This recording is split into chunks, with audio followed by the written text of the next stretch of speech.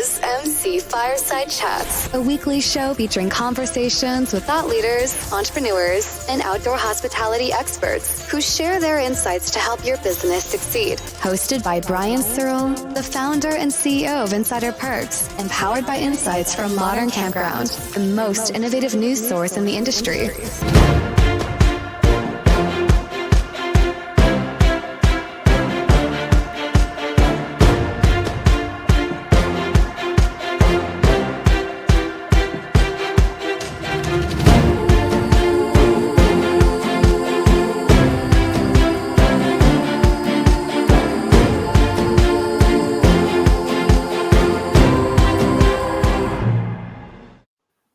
Welcome, everybody, to another episode of MC Fireside Chats. I don't know, could you guys actually see that intro? Because I couldn't see it on my side. So hopefully that played. And if not, they were just looking at this super cool wood background. But I'm on my tiny little laptop in my house that I'm moving to. And this is the only chair in my ugly, flowery background that Scott says adds to my personality, which I feel like maybe then I should keep, Scott, or?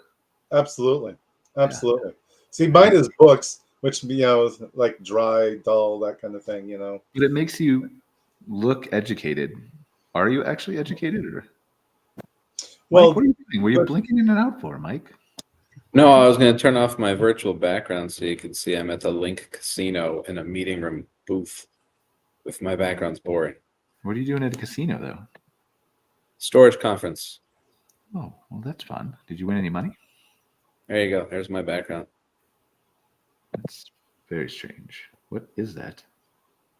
Couple of overhead lights behind me. It looks like glowing Mickey Mouse ears. Oh, it kind of does. That's actually a good idea. Yeah, we were looking for stuff to talk about during the show, so we just talk it's about a small world after all. So anyway, so welcome everybody to another show here, week one, and just kind of in flux a little bit here, moving and stuff like that. So, but I think we have a great conversation. We're going to talk to Scott a little bit about some data he's seeing. The report that we released, which is about, what was the report we just released, Scott? Well, like 2 weeks. Sustainable practices. Sustainable practices. Was that the upcoming one, or is that the? That's the one that we're getting ready to. Yes. Now you told everybody, and oh my God, everyone knows. Sorry. All right, so that's the one that's coming up, but we'll talk about some of the data about the one that we released a couple weeks ago, so we can go over that stuff, and then I'm sure we'll find something else to talk about as we continue. So, but anything new that's come across your desk, Mike or Scott, in the last month that's not related to reports or data that you want to make sure we talk about and highlight? We're missing a bunch of people today, so.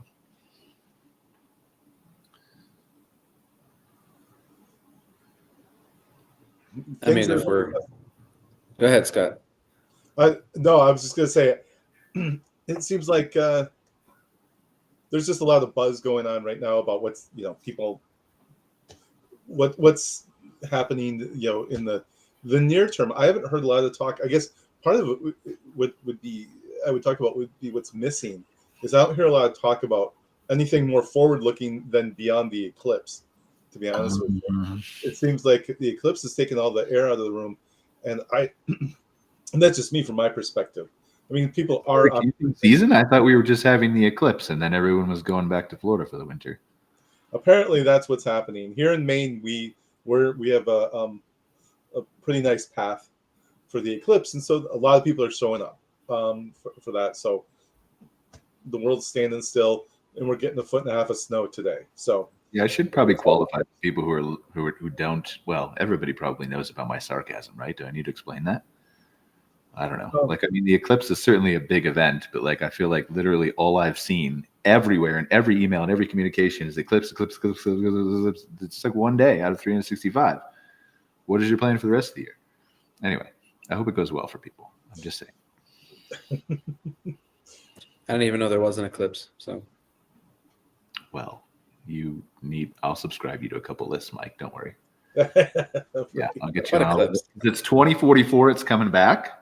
So April 11th, there's a 3-day gap, just to be reasonable, right? But April 11th, we're going to start heavily promoting 2044, so everybody knows that we're waiting. Shara's messaging me in private chat. Jeff is not in the room, so send him the correct link, Shara.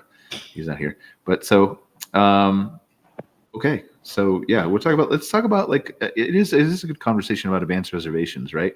And plans for the season.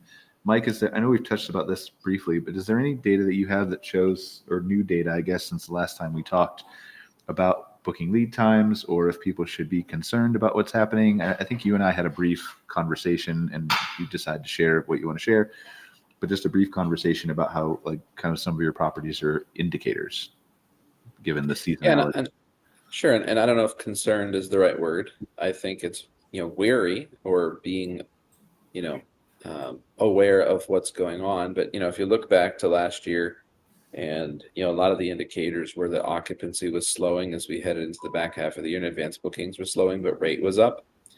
So revenues were still healthy. And then if you looked at the end of Q4 and then in beginning of Q1, a lot of the indicators, a lot of the experts, and a lot of the large brands, I should say, informational sources, said rate is now starting to come back down.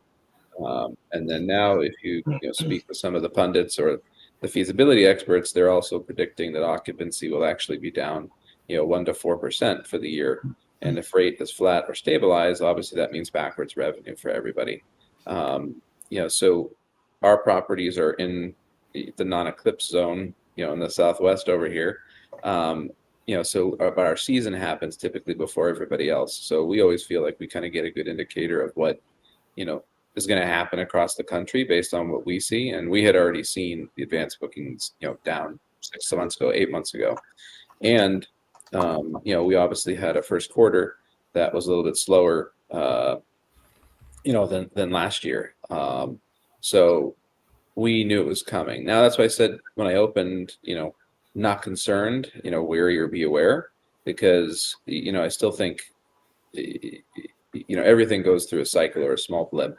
And I think there's several factors going on. And Scott, you probably have better research to back up what I'm about to say. But clearly the industry is cyclical, just like every other industry. And with the explosion of new builds, everybody developing and opening campgrounds, there's an inundation of new supply.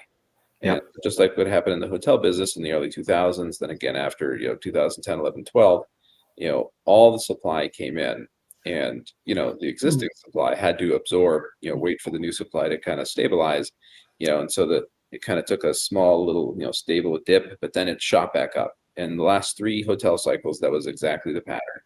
And so I expect that the same thing will happen here, is that it'll probably take a year or two to normalize the new supply. And then after that, occupancy will start to grow again inordinately. Now, the other part to this, there's numerous factors. One is, we're comparing against record years, all-time record years. So is occupancy really down? If we look at it versus 2018, let's say, then we know the answer to that. Rates are up, revenues are up, NOI is up versus 2018 for sure. So this is, to me, more of a normalization as opposed to a concern. And number 3 is, of course, at the same time of the new supply and a normalization, there's also mini recession, interest rates are up. The gas prices still really haven't come back down. So there's a lot of factors that are occurring. So as we talk to a lot of developers in the space that are looking for new builds, these are the kinds of conversations that we're having, with them about what the trends will be for what we think is at least the next 6 to 18 months. So do you really believe then, and I'm not saying I don't, I'm just playing devil's advocate, although maybe I don't. But do you really believe that the 1 to 4% down, and I've heard different various numbers from those, just picking on the ones that you specifically said, do you really believe that's only related to more supply?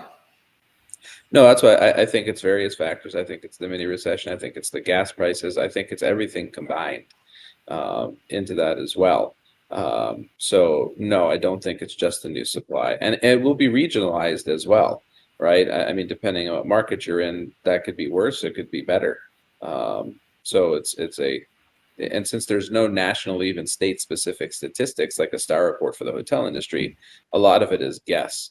A lot of it is, ad hoc or, telephone reporting, so to speak. I mean, I don't want to focus on this too much, but why is it your wording? Why is it mini recession? Do you feel like we're going to pop right back out of this, or?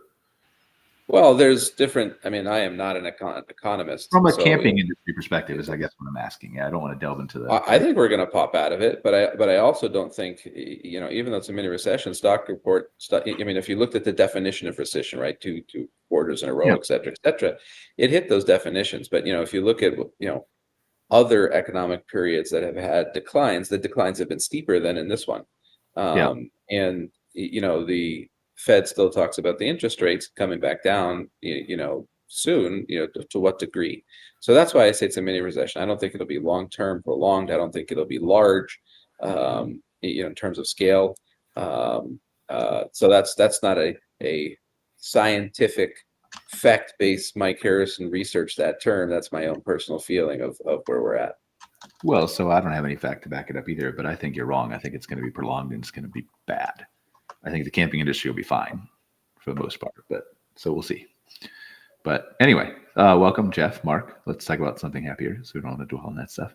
But we were talking about just some statistics of booking lead times and things like that and what you guys are seeing around the industry. I don't know if you guys want to chime in. Scott, obviously, you're the data guy, but the less I talk, the better, as I seem to try to reiterate on the show, but I still talk every week more than I want. So yeah, let's see who else can be wrong as opposed to having a differing opinion. I'll actually share a story. So as I saw many of you out on the trade show route, I just got home after being out on the road for 2 months, traveling all over the country, basically 20,000 or 10,000 miles in 2 months. So did a little bit of road miles on the RV. And the story I'll share is we were on our way back from the Boston area for the New England show, and heading across, we stopped at Indiana Dunes State Park, which is also Indiana Dunes National Park. They have a campground there. It's open. It has electrical hookups. You can pull in and camp there. So pull in and camp. And this is 2 weeks ago. There's a blizzard going across the country. Campground was probably 40% full at Indiana Dunes, right? It's near a major city, being near Chicago, and it's a state park and so forth. What was interesting about it is they had, and I actually ended up speaking to the manager of the park, they've had that occupancy all winter long. People have been camping there. And this is not a place where you can stay. It's camping, right? So a lot of folks camping. I got to talk to him about it. I'm like, is this normal for this park? He's like, no. He said to me, this is the new normal post-COVID, that people are camping, year round. And what was interesting about that is we have a viral video that went up for Campground Views. And it's a video that I filmed from my RV because they knocked on my door and they said, hey, we're removing the tree outside of your RV. And I was like, are you serious? And like, yeah, but we'll have tension on it so it'll fall away from your RV. And they proceeded to cut down about 150-foot pine tree that was about 10 feet from my rig. It actually pivoted and fell not where they were pulling it, but across the front of my RV. 10 minutes later, a limb that's called a widowmaker from the neighboring tree fell off and killed the picnic table that my wife was just sitting at not 2 minutes earlier. The long story there is that because they're so busy, they are actually cutting down trees and doing their yard maintenance in the middle of people camping in their freaking campground because of the demand in the wintertime in the spot.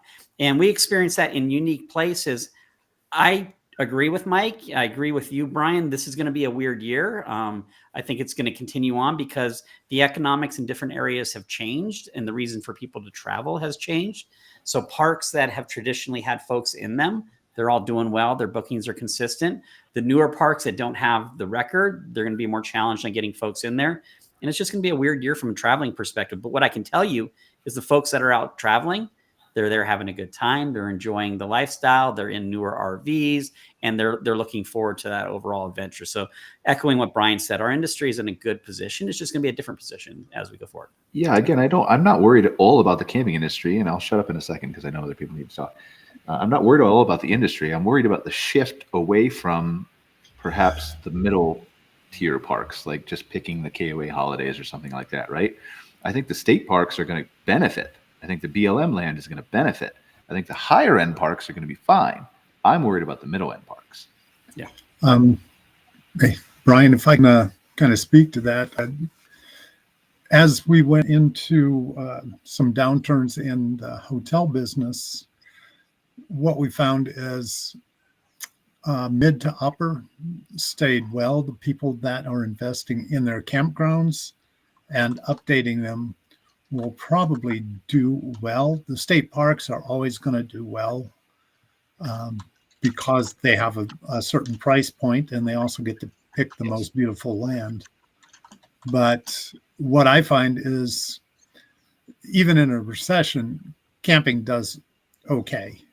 I do see a trend to lessen the expense of camping, which is going off grid. But I still think the RV park and campground that is well maintained is going to still be a good player in the industry. The ones But that what you said there is so critically important. The well maintained, the looked after, and there's so many parks that have just not had to do that for so long. you got it. Well, And I think that's that. The Yeah, weak I think that's the person always key gets component kicked too. out.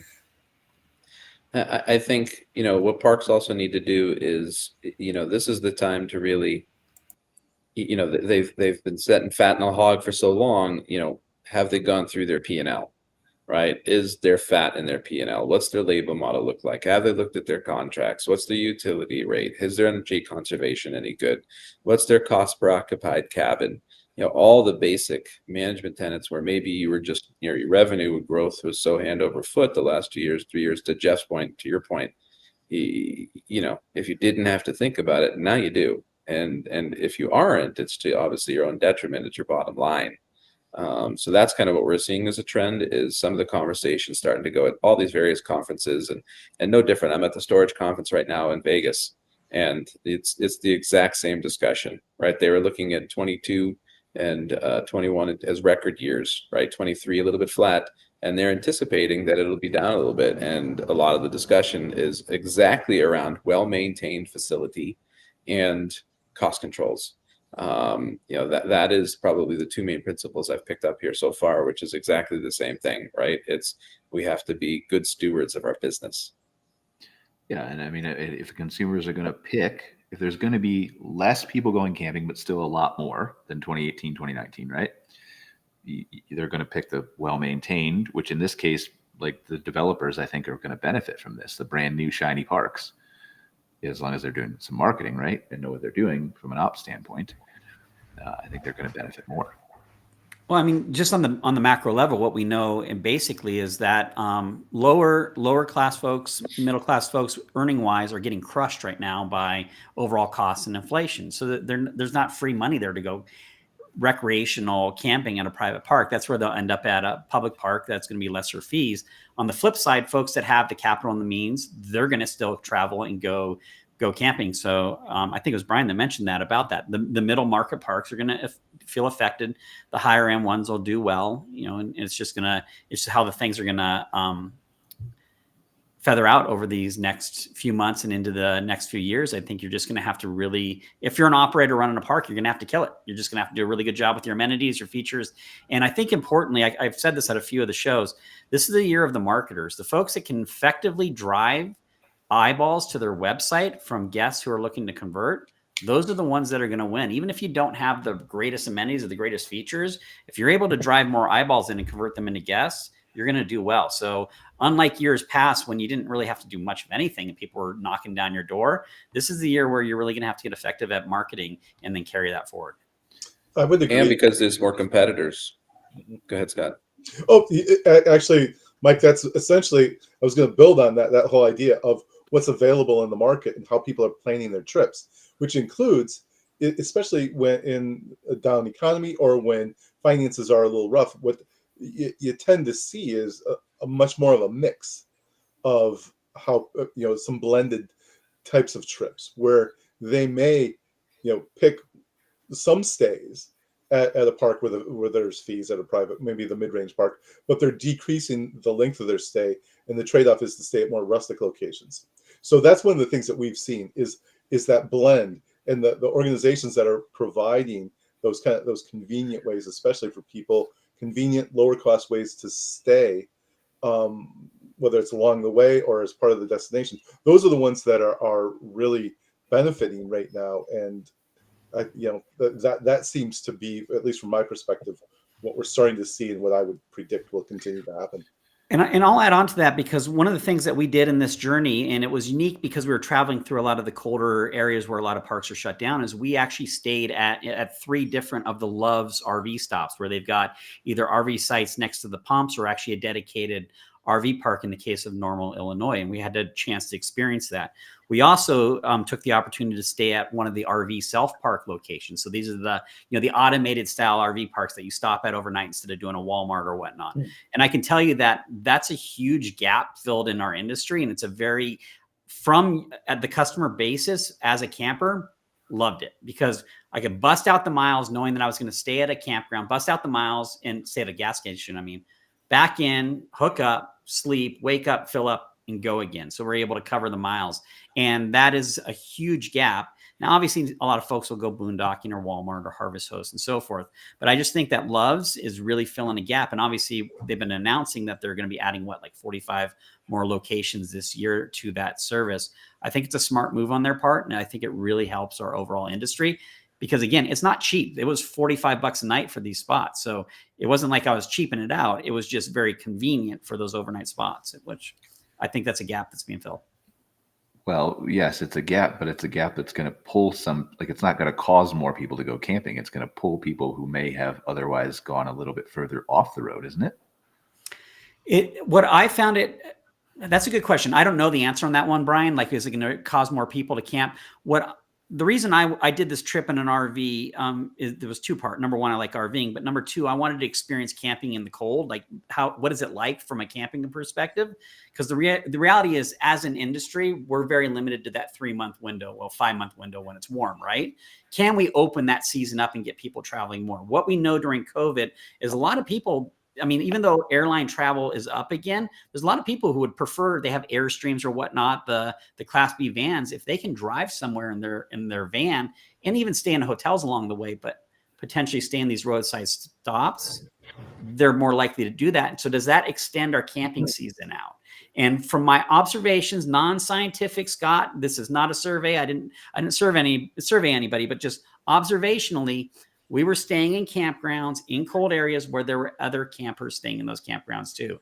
Now, does that happen year round all the time? I don't know, but it was just an interesting observation that people are. Don't let him fool you, Scott. He's coming for your job. Yeah.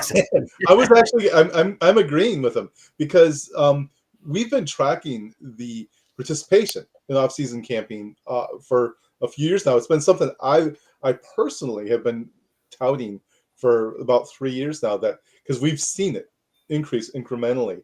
I wrote a piece a year ago about how the off season helped to prop up the year in participation in some areas, and I feel like it's continuing to grow, and for a number of reasons. Mark alluded to many of those. It's I feel like the biggest deterrent is people having a place to stay in cold weather, whether it's an RV, a cabin, or yurt, or whatever that is comfortable. Or having their RV outfitted for cold weather, and having places open and available for them to stay. But the desire is there, and those barriers include a lot of what I just mentioned. For example, among RVers who said that they wanted to have a winter cold weather experience, the biggest issue was their RV wasn't equipped for cold weather. Interesting. Okay, so here's what I think, and you guys can all disagree with me, but this is an interesting direction, given not necessarily the pivot we recently had to winter camping, but what we started this off at as a fundamental, things are changing a little bit in the industry, and everybody has different opinions on that, right? But from booking lead times to you have to market your park that was mentioned to, upgrading and maintaining to doing the things, right? So what if we spend a few minutes here talking about, as you guys are experts in this industry and in your various areas, what would you lay out as a basic guideline for if I'm a park owner and I've been full the last 2, 3, 5 years, haven't had to do anything? What do I need to pay attention to that I can't build a new splash pad before, Memorial Day. What are some things that I can do that would help me weather this, whatever's coming in 2024? I'll jump in here because again, my argument is that it's a marketing year. So the 2 things that a park owner needs to do, number 1, they need to get really good at email marketing, because they have a list of people who've stayed at their park That's your low hanging fruit. If you can communicate with those folks on a regular basis and make offers to get them into your park, that'll work. Number one. Number two is get really good at understanding your analytics for your website and your conversion rates. That may have sounded like a foreign language right there, but understand where your traffic's coming from to your website and how many of those folks actually become guests. So your traffic and your conversion rate, because then you know what's working, what's not, and now you can effectively apply your budget into the channels that are driving guests into your property. And you can also focus on the one thing that 99% of RV parks don't do well, and that's having a really awesome website that converts guests into, or converts eyeballs into guests. So like those would be the two things that are my lowest hanging fruit. So I'll mention those: email and understanding how people are booking through your website. Who's next? You don't have to talk about marketing. You can take it in whatever direction you want. Yeah, I mean, go ahead, Scott. Or Jeff, sorry. My thing would be just to walk your campground along with the marketing. If you've done anything new, update, clean, just have a better park for people to pull into. If you keep asking for more money and they don't see you putting anything in, it's going to reflect. People don't mind paying updated pricing if they see that the owner is putting some of that money back into the experience, because that's what we're selling now more, is the actual camping experience, and trying to make it more of a family, or even if it's a couple, trying to give them stuff that would be an experience on our campgrounds. So let me ask you this, and I don't think you're wrong, but I think there's two sides to that, because you're talking about repeat guests who come back to the same area or the same park, who know enough, and I know you're not only talking about repeat, but generally speaking, the people who are to notice that, right? To notice if the owner is putting money in, there has to be a baseline comparison to what it was before. Right. And whether that's through marketing or pictures, or whether that's staying with them or whatever else, how much does that impact somebody who's driving across the country or looking to get away for the weekend and has never been to your park, or is staying closer to home because gas prices are more expensive? Obviously, there's a maintenance component to it, but how much of that comparison is noticeable to that kind of guest? Well, somewhat I would go back to Mark's comment in that if you've had an operating system for a number of years, you're going to have an email marketing list of past tenants or guests. And if you can get back to them what you've done, because they may have stayed there 6 years ago and you've redone the park quite a bit since then. Because what I noticed, our revenues across the board were either slightly up, slightly down. But what I really noticed was camper nights were quite a bit off.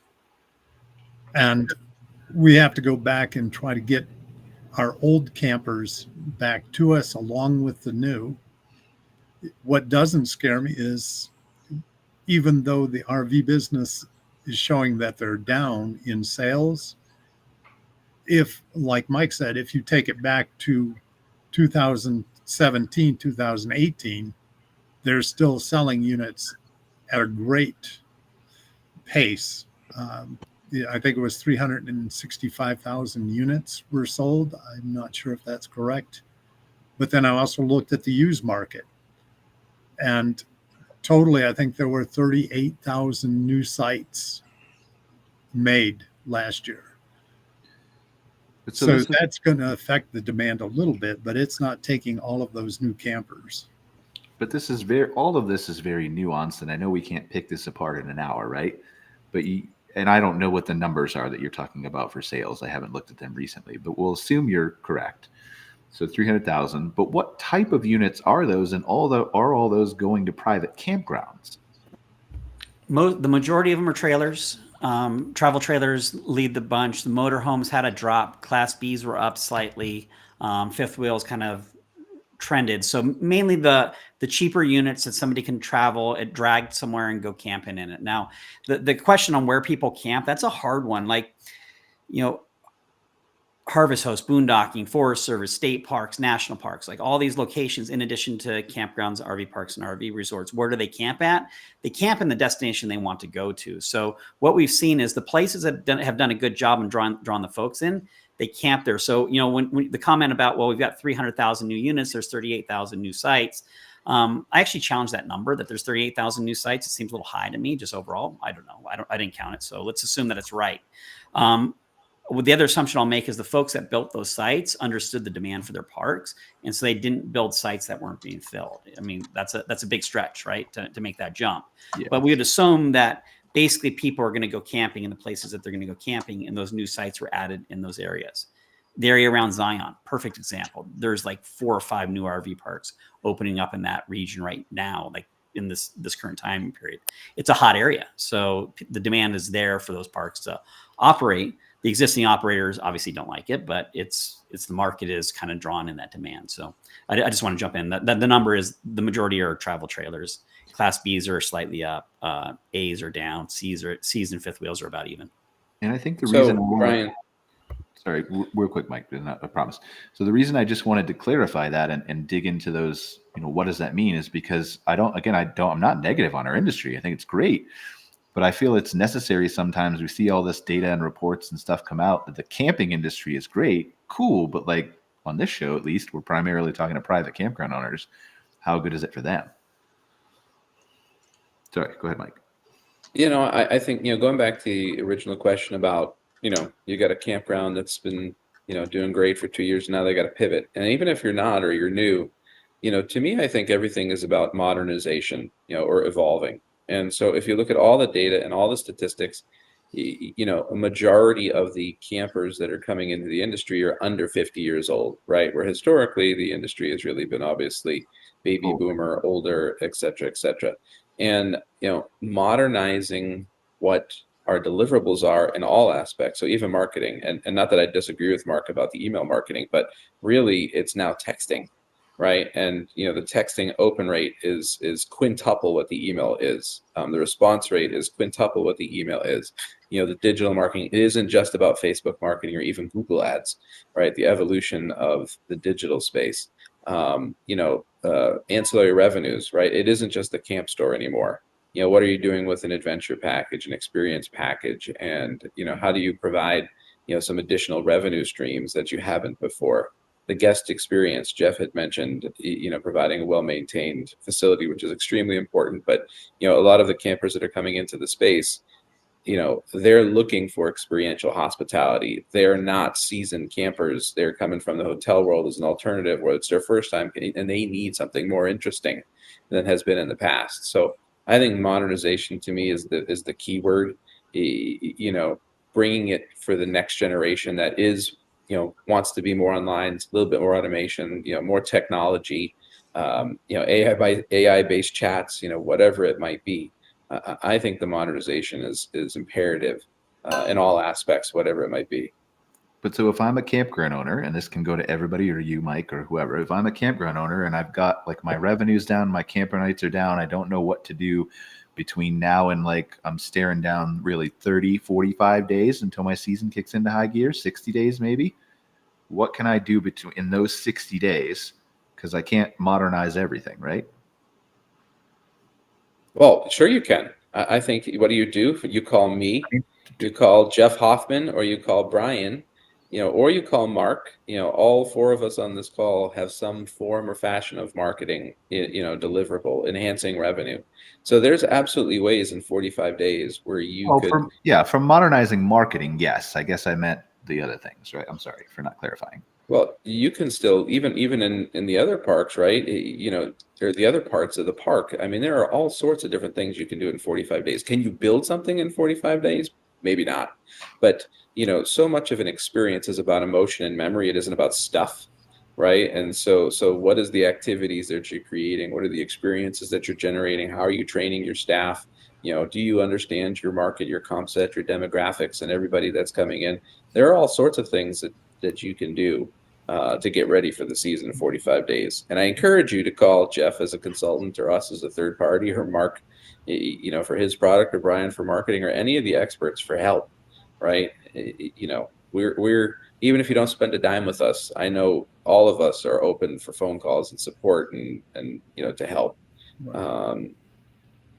Yeah, and in keeping with that, Mike, just changing up how we greet the guest, as far as we do have the technology now to just get them as they come in with your tablet or whatever, check them in,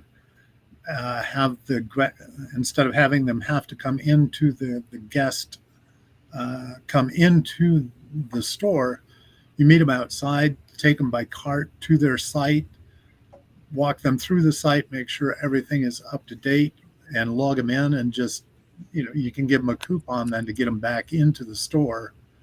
But the main thing is they've been on the road, they want to get set up, they want to make sure everything is correct. And we can do that with technology. We can also, there's systems that we send out messages to them as they're on their way, letting them know weather conditions, and boy, we're going to be glad to see you. And then the whole time they're at the campground, we can keep texting them with updates for activities and everything else. And I think that's kind of what you're talking about by modernizing the experience. Absolutely. Yeah, I love that. I completely agree that if a park can provide a touchless check-in experience where the person pulls in and they just go straight to the site without having to get out and go to the office, that's what the consumer wants. Like, no consumer is and anybody can challenge me on this one, but no consumer is complaining that they had to do that. They're not saying, "Oh, damn, I didn't get a chance to come out and meet you in your office." Like, nope, sweet, I got to go right into my site, right? So I completely agree with that. That's probably the most difficult thing for a lot of park operators to do, because they feel like they're losing that sense of touch that they have with their customers. But there's other ways to fill that gap, and Jeff just touched on it. Yeah, I completely agree with that. I mean, how do we overcome this, right? Because this is like, I've talked about this with marketing and tech before, and we've all talked about this at various points from conferences and things like that. It's like the people who are on this call, and a lot of people who are listening to this call, have already done it too. So not just, bragging about the five of us, right? But we know what needs done from a modernization standpoint. We know the tech, we know how to deploy it, we know what to recommend, we know the vendors, we know right? But there's so many owners, and not all, to a certain extent, but a significant percentage, I would think, probably at least 30 to 40%, who just close their ears whenever you talk about anything about changing guest behavior or experience, or the check-in process, or remote or not. Well, then ask them if they want to go open up a Blockbuster video. Right. I mean, for those folks that are, right. And that's the thing, is they'll just laugh. But that's to their own detriment, right? I mean, you've heard me talk before about Simon Sinek's law of diffusion of innovation. You have the early adopters, and then, the only time somebody changed out from a rotary phone is because people don't make them anymore, right? And for those people that are closing their ears, it's to their own detriment. If they're not willing to understand how to adapt or evolve their business, it doesn't mean everybody has to be tech experts. Right. But you will not be providing the same level of service. You will not have the same enhancements. You will not have the same support. You will not be able to provide what the current customer wants. And I think it's through continued education. And I think also I had this exact discussion with one of our we'll just call him a friend with gray hair and a ponytail, and we had a discussion about technology replacing customer service, that loss of sense of touch. And my message is, technology does not replace hospitality. It supplements hospitality. It adds to hospitality. We use Rigsby, or that's our trademark one, but Campy is a great example of the AI chatbot. It does not replace a human. It supplements the human touch and interaction. And no matter all of these different tools that are coming out, there are still the difference between outdoor hospitality and the regular hotel business is the hotel business has lost some of that sense of hospitality, and you've heard me talk about before, the camping industry is still, you come out on your porch and you got your cup of coffee and your boxer shorts, and the other guy's across the next site and he comes out, in his bathrobe, and you're like, "Hey, Bob, hey, Tim," hotel, if you did that, they'd call security on you. And that is that won't really, I'm trying to picture that, but anyway, continue. But, Sorry. I'd like that's Mark. the whole idea of the use of technology is the idea that with the touch points It's like it frees you up for a quality touch point. Because one of the things we know is that one of the biggest risks and riskiest touch points is check-in, for example. Like if you blow check-in, they go there, it's crowded, it's stressful. That puts a cloud over the rest of the stay.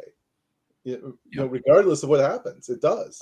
It's really strong. So, and if it can free the operator up to actually create a touch point, a quality touch point, at some other time during their stay, that's the trade-off you want.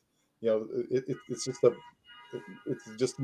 a quality interaction. Well, that's the thing. There has to be that follow-up too of that quality touch point, and so that's where you're talking about like technology can supplement, but you have to just not let technology then take over. Then you have to. Right. Don't just sit in your office and play Tetris or whatever. It's like, Well, and I'll go back to what you kind of let off that question with, Brian, is part of the thing about our industry is it's actually an easy business to get into. I mean, you got a couple $100,000 in your savings account. You got a piece of property. You can build an RV park and open it up. I mean, Hip Camp's proving it all day. You don't even need to have a license. You can just start a campground in your backyard today. Knock on Hip Camp. Anyways, point being is that it's a relatively easy business to get into. And so folks come into the industry. There's people out there that view owning a campground as a retirement plan. I'm going to own this in my retirement years. And they want to do it that way. Now, is that everybody? No. But when we talk about as an industry as a whole, there's a large group of folks out there who don't want to change because why should they? I'm making the money I want to make. I have the guests in here I want to have come in here.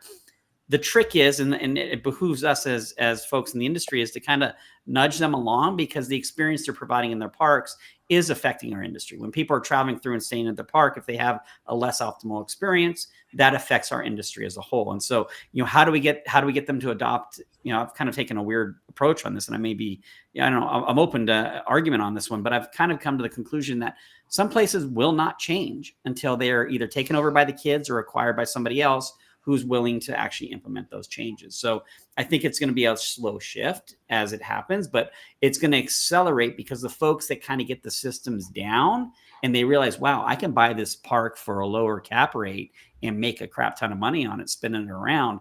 That's where this thing's going to shift because they can start going in and acquiring properties and implementing the systems that do everything that we're talking about. Yeah, I think change is the hard part, right? For everything.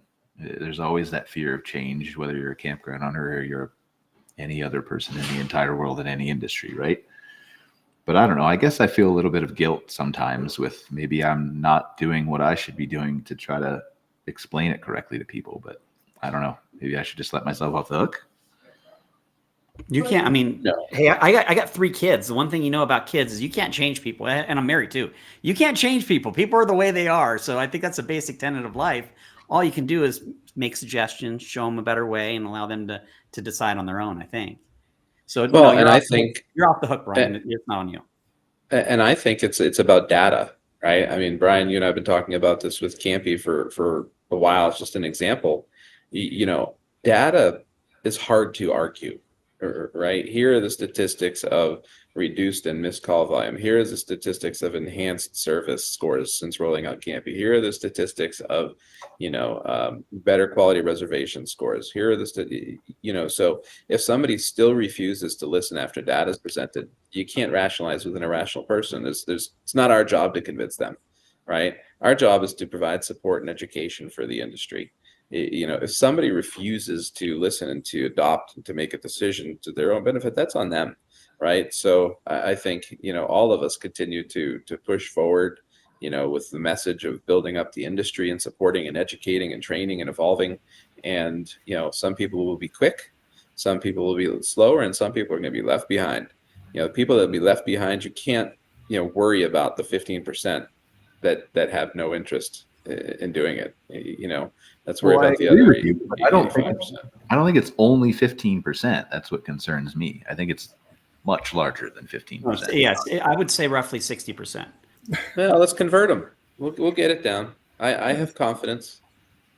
Yeah, Mike, and what I'm finding out is as I do some work with some clients, I now know how my teachers felt when they were trying to give me the answers and I didn't listen. It's frustrating. because you know what they need to do and you show them, but they just won't change to accept it. And I know change is tough, but if you want to stay and grow in this industry, you're going to have to change and meet modern technology, modern specs, everything that's happening in the industry. We're moving to a more professional age in this industry, and you have to keep up. Otherwise, you're going to be one of the parks that I used to buy after you've gone downhill and just want to get out of the business. Their bottom line will tell them if they have to change. And if they still refuse to change, again, there's nothing you can do about that. You know, hopefully if somebody's struggling and they're seeing their numbers down or they don't know why, and, you know, hopefully they're using their resources and pulling their levers and reaching out for help. And if they refuse to listen to the help, there's nothing you can do. I think we continue to educate. I think we continue to show the value of the technology and whatever it may be. You know, I mean, you know, I remember when we were first looking at Mark's product at Campground Views, you know, I'm like, you know, well, who's going to look at a virtual tour? Right? I mean, what's the blah, blah, blah. And I said, show me the statistics. And once we showed the data, okay, it's hard to argue data. And you know, we adopted them. And so, again, I think it's continuing to educate. And the people that don't want to, you continue to educate again until they kick you off their porch. And then, you know, their host closes. That's on them. All right, so let me answer the question from my perspective and maybe give some value to people here. We've talked a lot about understanding your audience, right? A little bit here. And I think that's one of the things, I don't know if I ever showed this live on a show, but let's do an exercise of this real quick. And this is I think something that people could do in 60 days to help them fundamentally long-term, right? So this is just a map of Google. Somebody pick a state. Wyoming. Okay. North, pick a corner or the center. You choose. Yellowstone area, top left. Right here. All right. So let's just find, well, Yellowstone's easy. Let's find something hard because we know what people are going to Yellowstone for. Let's just go near Casper. Okay. So if I'm near Casper and I'm just looking for an RV park, what I mean here is I think that one of the fundamental things that you can do as an owner is understand what your target audience is from a search perspective. And there's a difference between understanding what your target audience is from a search perspective and your demographic. Those are two different things, right? So whether you like young or old or seasonal or transient or whatever, families or singles or workers or whatever, that's important and you need to do that. But right now I'm just talking about search. So if I'm looking at Casper, Wyoming, and here are the RV parks that are in the area, I want to understand if I'm, Casper East RV Park and Campground, or I'm River's Edge RV and Cabin Resorts, or one of these properties, and I'm trying to do my marketing. And this kind of goes to anybody, anywhere who's doing the same thing in any area, which is why I can randomly pick this with confidence, right? And even Casper is kind of a crazy thing. Let's say like you're up here. Let's say, is there an RV park up here? Yeah, there we go. All right. So let's say you're out here trying to figure this out, right? So you're Powder River Campground. Maybe they're watching the show. Looks kind of nice, actually. So Powder River Campground is trying to figure out, what is my target audience? How do I get more people in here from a search, SEO, Google Ads perspective, right? I need to understand why people, forget about Powder River.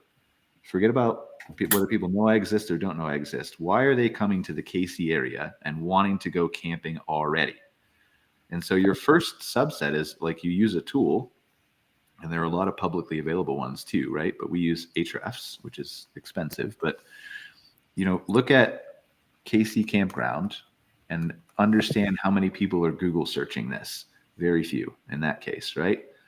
So then do a variation of it. Let's do KC RV Park and look at that. So here's KC Wyoming, and these are 10 searches a month. Not a lot, right? So then, and this is why I picked KC specifically. So then go out and look at what else is in the area that might be driving people. So this river is probably not that big. So I'm driving out and maybe the highway is there, but that's usually not that searched well. And so I'm just going out and I'm looking at the other towns around me, whether that's Sussex or Mayoworth, or maybe there's a state park or a national park, or even Antelope Hills. Again, you could go back to Casper. If somebody wants a Casper RV park, they probably want to stay near Casper. but are they going somewhere, maybe between Casper and Buffalo? And just continue to do those search exercises with RV park, camping, campground, cabin rentals until you figure out what is the one where I can get to that's 200 plus in monthly search volume. And that's your target audience in search. Now that may be not necessarily be your demographic or the people you want in your campground, but those are the people who are already looking to stay in your city or to come to a national park or a museum or an event or a festival or a river or fishing or whatever. That's who you need to go after immediately with SEO. And I think that's something that people can do really quickly, not necessarily SEO, but understand that kind of search. I completely agree with you, Brian. This is the basics of marketing an RV park. The cool thing about our industry is the reason people RV is they're going somewhere. Whatever the reason is, they're going there. And as you just pointed out, understand that reason that they're coming to your area, and then put up some ads to target folks that are searching for that. It's the lowest hanging fruit you have because they're actively looking for an RV park. I call it pull marketing. Like push marketing, I call is when you're pushing messages out, like on Facebook ads, come look at my RV park. You're hitting people who aren't interested. They're shopping for something else. This is, you're pulling people in who are actively looking for it. So I completely agree with you, Brian. Good presentation. Yeah. So, I mean, hopefully that helps. Like, again, I think the data is very clearly there. We have data, and I think most people don't understand. We have data of how many people are searching what keywords on Google, but that's for sure just, I think, a fundamental that you can pull off. So that was my little contribution to the conversation. But what else do we want to talk about, guys? Jeff, do you have any thoughts on, like, I know we've talked a lot about marketing, but if I'm somebody that's being consulted by Camp Strategy, which is Jeff's company, by the way, for those who don't know, Jeff and Greg's company, but what are some things I can do that aren't marketing related in the next 60 days? To attract business within the next 60 days without, because it's mostly marketing, right? But yeah. Or maybe if I can't change it in 60 days, what reports should I be looking at? What things should I be analyzing? What ways can I set myself up for success in the future? Well, and I think what you guys were somewhat talking about before I got on, what I'm finding is that the reservation window has shrunk, where right after COVID or during, it was going out almost 90 days. It's now back to about 14 days on the majority of bookings. So if I'm looking at my reservation window now, if I was used to the old days, I'd probably be freaking out a little bit because, I'm not booked out 40 days in advance anymore. I'm booked out 2 weeks in advance. Even with the solar eclipse that's going on right now, we've had a lot of people that were waiting to see what the weather is. And, finally they gave us that we may be clear. So we are booking like crazy today. And that's kind of what I look at is you're going to have to start taking a look at that 1 week, 2 week, and 45-day window to see how you're booking. Don't start getting too excited about upping everything as far as marketing and other materials because you're looking out 60 days and you're not booked. It's just that I believe that the industry has changed.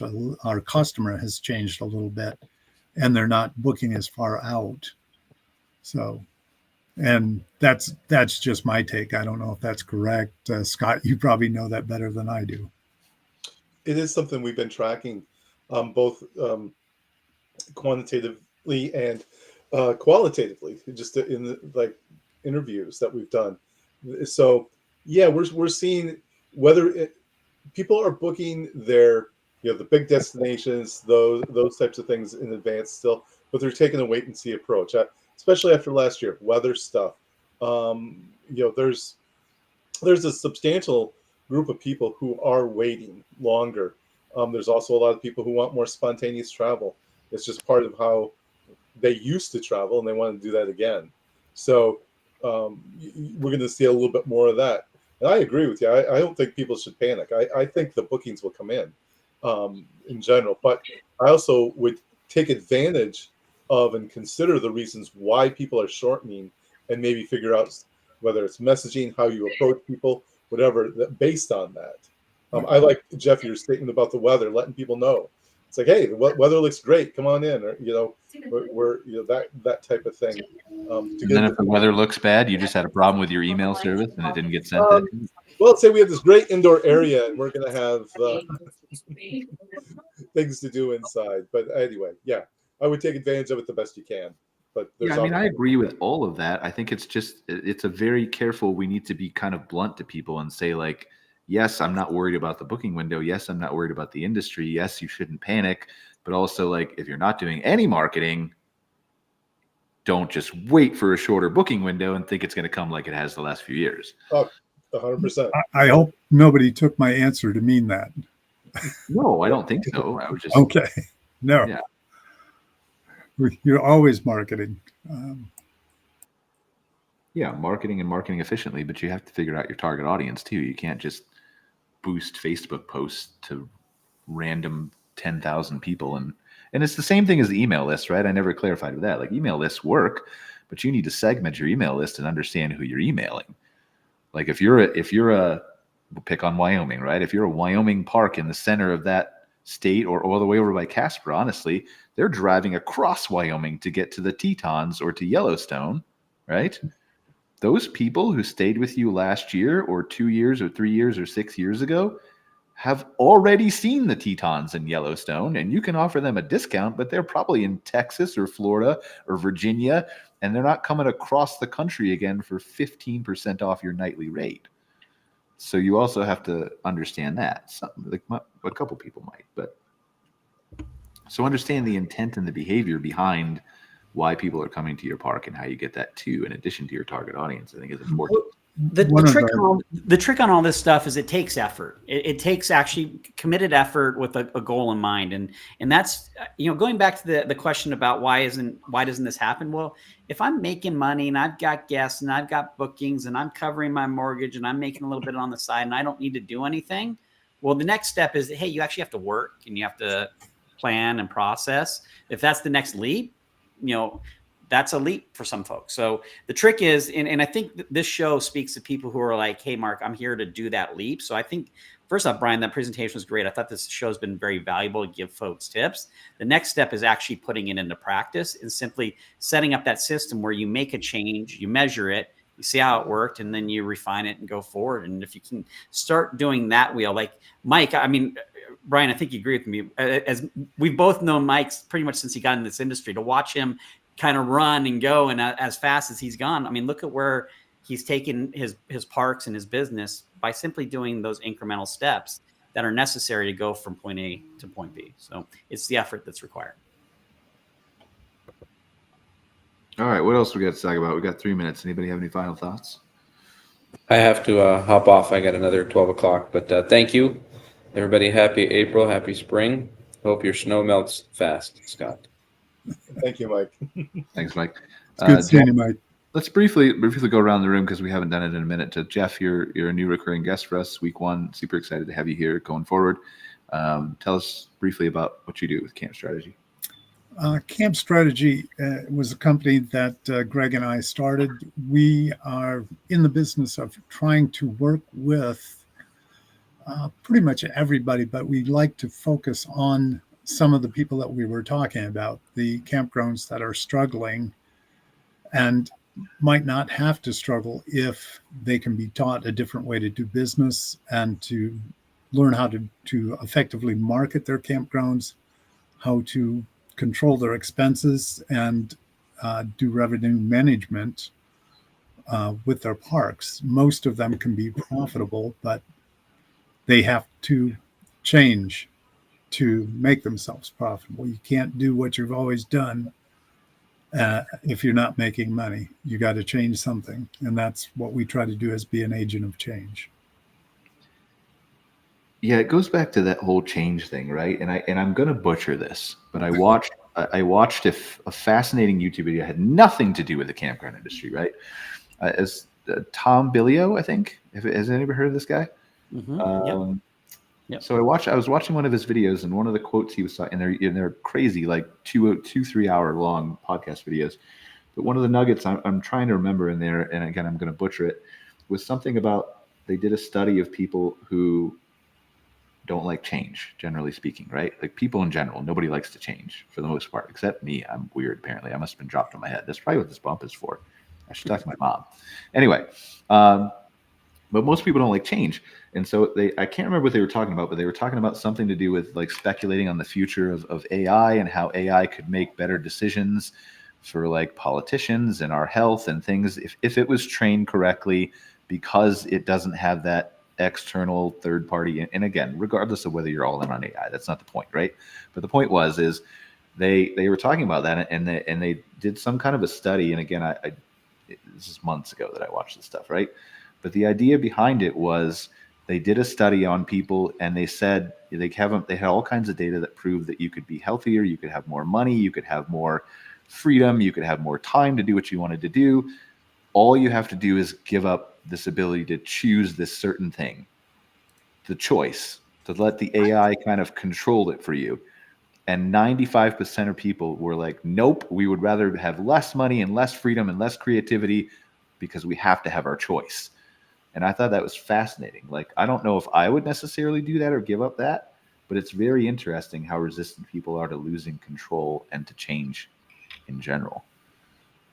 So, I mean, I thought that loosely related to what we were talking about, but maybe if it didn't, you can tell me. So, no? No. Well, I got to jump off to another call. to change. So, yeah, thanks, Mark. I appreciate it. So, yeah, we'll Bye, end Mark. this, but I really appreciate you guys. Any final thoughts, Scott, Jeff, before we go? Just to tell you, Brian, yes, you are in the minority. About 15% of the population in general would be considered people who embrace change readily. They're the kind of the more the risk taker types and so on. We've actually done this in the travel tourism industry. So people, the explorers, we call them, that tend to branch out a lot more. So you're probably in that 15%. I mean, I don't know if that's necessarily a good thing, but yeah. Depends on your perspective. Depends on what you're doing. It's All right, guys. Well, thank you so much. I appreciate it. We're 2 minutes over. Thank but you for having me. thanks for joining us on another episode of MC Fireside Chats. Right. We'll see you next week for a glamping focused episode. Take care, guys. See you. All right. Bye. Bye-bye. Joining us for this episode of MC Fireside Chats with your host, Brian Searl. Have a suggestion for a show idea? Want your campground or company in a future episode? Email us at hello@moderncampground.com. Get your daily dose of news from moderncampground.com. And be sure to join us next week for more insights into the fascinating world of outdoor hospitality.